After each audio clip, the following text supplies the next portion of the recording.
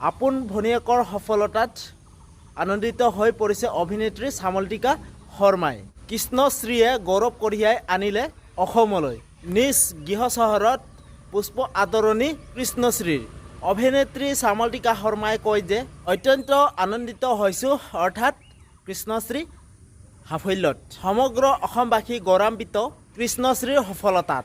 নাহৰকটীয়া জয়পুৰৰ নৃত্যশিল্পী কৃষ্ণশ্ৰী বুঢ়াগোহাঁই প্ৰাইডিছ এণ্টাৰটেইনমেণ্ট লিমিটেডৰ মনোৰঞ্জনধৰ্মী চেনেল ৰং টিভি চেনেলৰ আয়োজিত ৰং বসন্ত উৎসৱ 2024 এনকে টিভি বৰ বিহুতি 2024ৰ লগতে ট্ৰেন্সপতি বিহুৰে বিৰিণা 2024 খিতাপো 2024 অৰ্জন কৰিবলৈ সক্ষম হয়। জয়পুৰবাসীয়ে তেওঁক এখন খোলা গাড়ীত তেওঁক উষ্ম আদৰণি জনায়। যেতিয়া কৃষ্ণশ্ৰী বুঢ়াগোহাঁই নাহৰকটীয়া ৰেল ষ্টেচন আহি উপস্থিত হৈছিল।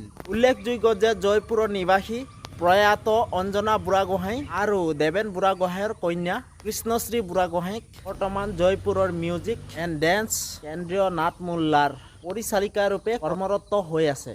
তো মোৰ ভিডিঅ'টো আচলতে ইমানে। যদিহে আপোনালোকে মোৰ ভিডিঅ'টো চাই ভাল পালে প্লিজ আপোনালোকে লাইক কমেণ্ট শ্বেয়াৰ আৰু ছাবস্ক্ৰাইব কৰি দিব। তো ঠিক আছে, বাই বাই। নতুন এটা ভিডিঅ' আপোনালোকক লগ পাম। তো ঠিক আছে, বাই।